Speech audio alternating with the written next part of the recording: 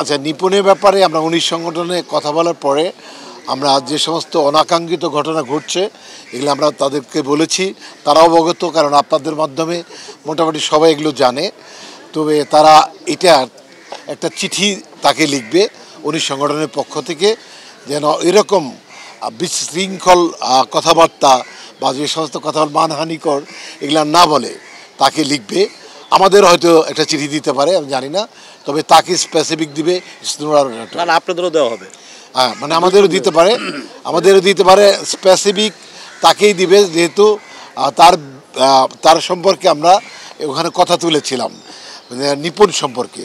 তো নিপুণকে আমাদেরকে আশ্বস্ত করেছে যে তারা ১৯ সংগঠনের পক্ষ থেকে সাবধান করে একটা চিঠি তারা প্রেরণ করবে। আমাদেরকে যে আমরাও যেন কথাবার্তা খুব সাবধানেই থাকি, মানে এরকম কথা না বলি যেটা মানুষের কাছে হাসির খোরাক হোক চলচ্চিত্র শিল্পী সমিতি।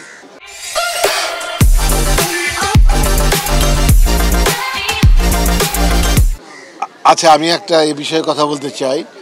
আমাদের জানা মতে যে আমাদের যেদিন অনাকাঙ্ক্ষিত ঘটনা ঘটছিল সেটা কয় তারিখ না, ৩০ দিন হয়ে গেছে। তারপরেও ওইখানে ১৯ সংগঠন যেখানে ডেকেছে, বিভিন্ন লোকজন বিভিন্ন সংগঠনের সাথে জড়িত, অনেকে প্রযোজক, অনেকে ডিরেক্টর, অনেকে অনেক কিছুই। আমরা চলচ্চিত্র শিল্পীরাই আমরা বলি জয়, এবং মানে আমাদের আর যাদের কথা বলতেছেন তারা কেউ কেউ ফাইটার গ্রুপে আছে, বিভিন্ন জায়গায় বিভিন্ন সমিতিতে তারা আছে। এখানে সেইভাবে ১৯ সংগঠনের ছিল। এই বিষয় নিয়ে আমরা আজকে এখানে কথা বলতে চাই না। আমাদের আজকে এটা একটা ইস্যু ছিল। আমি আসতেছি এখানে, কে বলছে সব কথা? হ্যাঁ, এইখানে আমাদের ১৯ সংগঠনে একটা মত বিনিময় হয়েছে। সেইখানে তারা একটা প্রশ্ন করছে, শিল্পী সমিতি একটা প্রশ্ন করছে আমাদের সংগঠনকে। আমরা বলছি ঠিক আছে, এটা আমরা দেখব, দেখে দুই পক্ষকেই আমরা একটা চিঠি দিব, যে চিঠিটা দুজনকে যারা তারা কথাবার্তা সুন্দরভাবে বলে, মার্জিত রাখে, সবাইকে রেসপেক্ট দেওয়া যেন কথা বলে, ওইভাবে আমরা একটা চিঠি দিব। এইটা একটা ডিসিশন হয়েছে। এক নাম্বার ২, আমাদের স্টার সিনেপ্লেক্স নিয়ে আমাদের একটা মিটিং হয়েছে, সেটা আগামীতে ইনশাল্লাহ আমাদের একটা আছে, এই মত বিনিময় আছে। হ্যাঁ, সেটা নিয়ে আমাদের প্রডিউসারদেরকে নিয়ে আমাদের একটা মত বিনিময় আছে, সেটা নিয়ে কথা হয়েছে।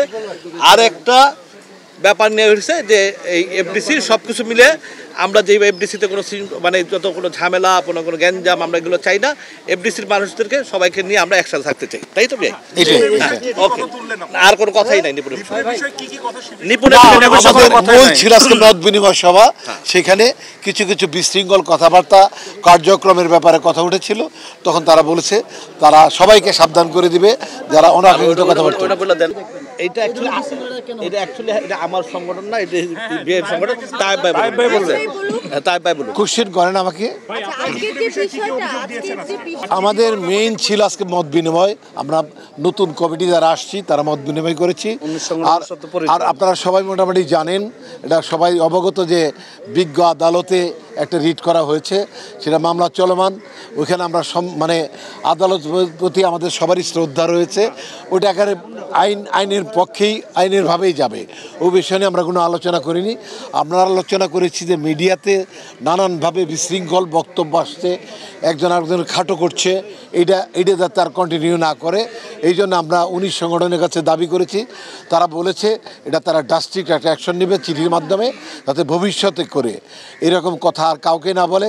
স্পেসিফিক আমরা একজনের নাম বলেছিলাম, তার নাম ইতিমধ্যে বলেছি, তাকেও তারা একটা চিঠি দিয়ে দেবে। এর মধ্যে দুই পক্ষকে চিঠি দেবে।